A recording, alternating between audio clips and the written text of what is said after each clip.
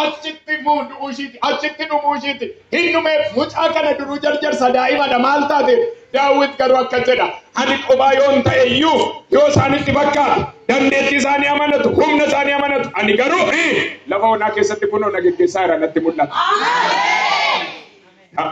Nama ta'e ban dubbadha kunoo lafa onaa keessatti na geggeessaa jira. Obbolaa kootti mul'anne malee na geggeessaa jira. Maatii kootti hin beekne malee na geggeessaa jira.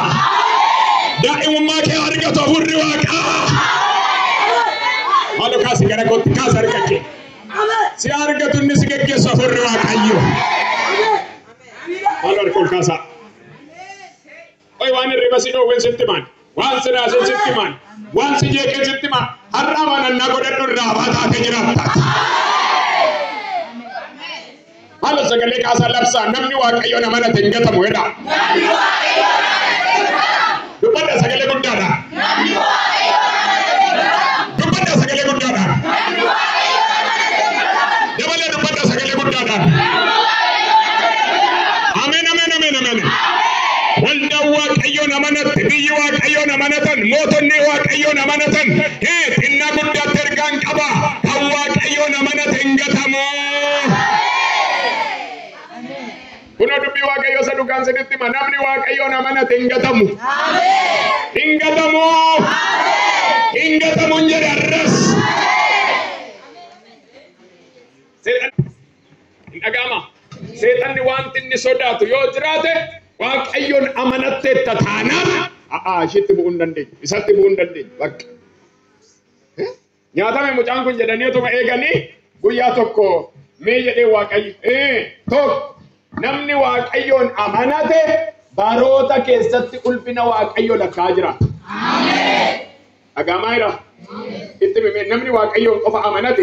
Namni Waaqayyoon qofa amanate. Baroota keessatti ulfina argaa jiraata dhaadhi. Baroota keessatti ulfina argaa jiraata. Mee waan sin argisiisa kutaa ammaatti dandeebi'a waan ta'eef. Guyyaa tokko Waaqayyoon inni amanate kun amma dirree oolaa tiksuu miti kan ooltu jedhe. Lafa onaa keessa miti kan ooltu jedhe neennaan. Har'a namoota gurguddaa keessatti si baase. Ameen. Siifaa fi dubara. Ameen. Akkatti dhumiin siifaa fi dubara. Ameen. Barri kee akkatti dhumiin siifaa dhufu. Ameen. Siifaa dhufu barri ameen jedhi sirriitti. Kun carraa guddaadha. Haleluuyaa. Mee akkas jedhe. Kan nama dhibu Saamu'eel isa duraa boqonnaa 17 dhaqxanii gaafa ilaaltan Gooli'aad saba Waaqayyo rakkisa. Maal godha? Rakkisa. Sinan ajjeesaa, sinan qalaa, sinan balleessaa dhaadata. Mucaan xiqqaan immoo Waaqayyoon amanatee dhufeetu warri sodaattan gubbee har'a waan sinitti ma'edha. Eennaan ani inni amanadhe barii leenca adda qabee akka hoolaa harkaa baasu na godhe. Ammas kanattis gaafan bahu moo'ichaan na geggeessa.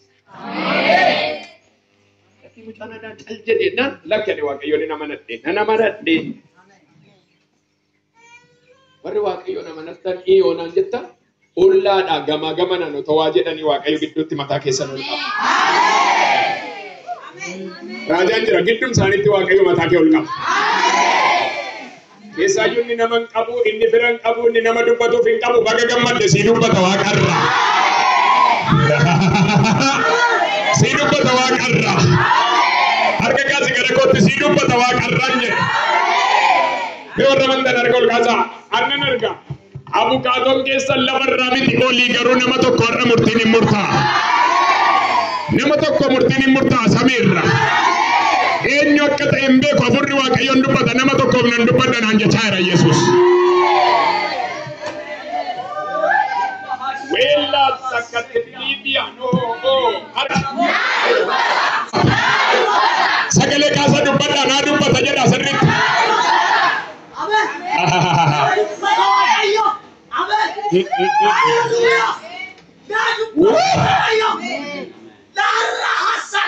Daawit calinjattoonnan calinjadhoodhe mucaa. Maaliif jennan inni nama nadda kun moo'icha naa laata nan beeka. Lakki waan nutti kaastan ani waan kaasu inni naa ka'e kunoo na dura deemaa jira natti mul'ata.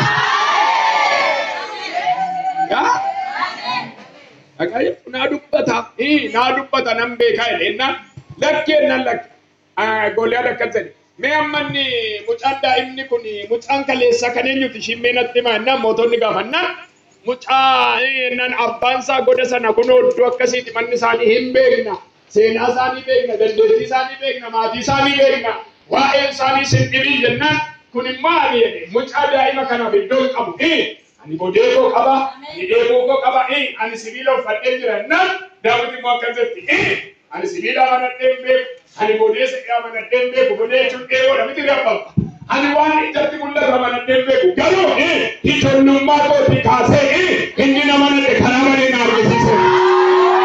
Dukkana na argisiiseera. Akka godhee na argisiiseera. Hidhaa hiikee na argisiiseera. Wanjoo cabsee na argisiiseera. Inni nama nade nan qaaneessu. Siniingalle dhugaa waaqayyo. Arko kasa kawa kan tesi kan akalan jagane inni amanat singa tu jechadra inni amanat singa tu jechadra inni amanat singa tu jechadra ala sagale kasa inni amanat denanga tu jeda uttaga sagale kutta sagale jabadan sagale jabadan basat amen amen amen amen Sander Banijirat. Wherever Ayona Manatan Karan in Johano. Wherever Ayona Manatan Masenasan in Telegodata. Wherever Ayona Manatan Napumosan in Dira. Wherever Ayona Manatan Dukanaton Bade of Sanga Kesa. Wherever Ayona Manatan Harak Abu. Wherever Ayona Manatan of Joharak Abu. Wherever Ayona Manatan Mulata Harak Abu.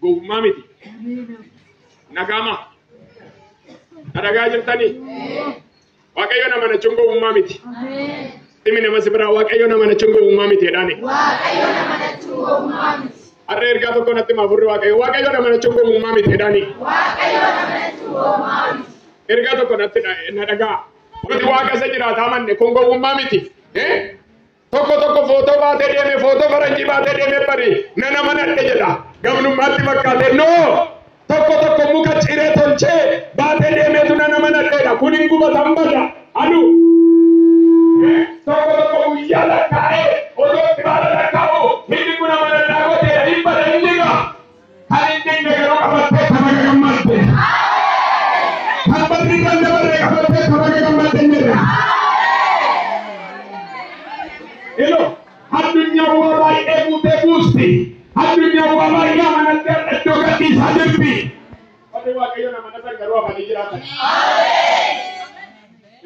Warri waaqayyo nama natan jedha. Warri waaqayyo nama natan. Afanii jiraatu jedha. Afanii jiraatu. Dubbata sirrii afanii jiraatu jedha. Afanii jiraatu. Warri akkamii? Warri waaqayyo nama natan. Baga gammaddan. Ameen. Baga gammaddanii. Ameen. Homoo waaqayyo nama natan hindi isaan citu ameen jedha sirrii. Baay'ee keessa nuti sinii kaasee